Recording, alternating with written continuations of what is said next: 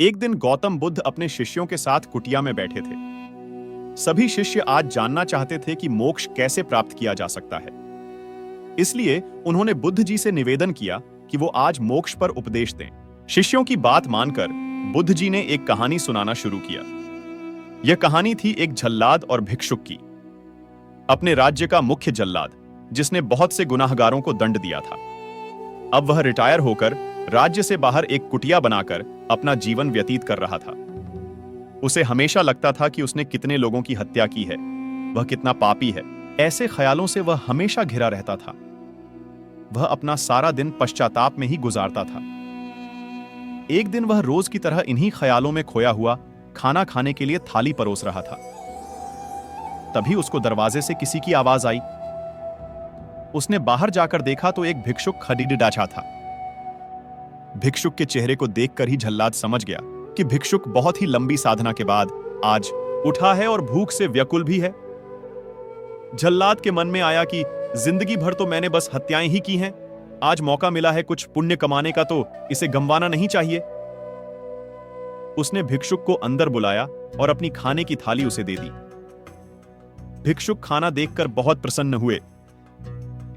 भर पेट भोजन करके भिक्षुक ने जल्लाद से बातचीत शुरू की। जल्लाद ने भिक्षुक को अपने जीवन की सारी कहानी सुनाई। उसने बताया कि वह कैसा काम करता था, उसने कितने लोगों को फांसी दी और वह सोचता है कि वह कितना बड़ा अपराधी है। जल्लाद की वेदना सुनकर भिक्षुक बहुत ही शांत स्वर में बोले कि क्या तुमने वो जीव हत्याएं अपनी मर्जी से की थीं? जल्लाद ने कहा, नहीं, मैं तो बस मेरे राजा की आज्ञा का पालन कर रहा था। मेरा कोई भाव नहीं था उन्हें मृत्युदंड या सजा देने का। तब भिक्षुक ने कहा, तब तुम अपराधी कैसे हुए? तुम तो अपने राजा के आदेशों का पालन कर रहे थे।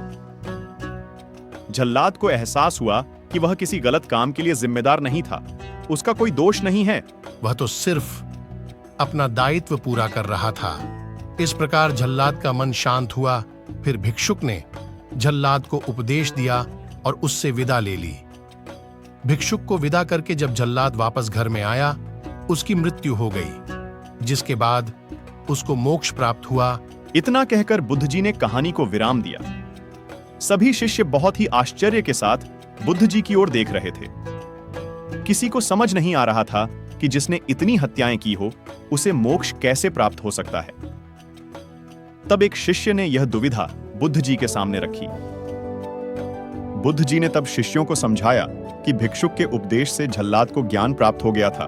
जल्लाद के जीवन में पहली बार किसी ने उसे ज्ञान का उपदेश दिया था, इसलिए मृत्यु के बाद उसे मोक्ष प्राप्त हुआ। अपनी बात को विराम देते हुए अंत में बुद्ध जी बोले, बिना ज्ञान के 1000 शब्दों का उपदेश भी बेकार है, किंतु जब शांत मन से उपदेश का एक शब्द भी सुन लिया जाए तो वह ज्ञान दे देता है, और ज्ञान से ही मोक्ष की प्राप्ति संभव है।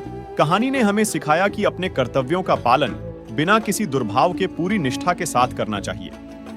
साथ ही अपना मन हमेशा शांत रखना चाहिए, क्योंकि शांत मन से उपदेश सुनने पर ही वास्तविक ज्ञान प्राप्त हो सकता है, जो मोक्ष की ओर ले जाता है।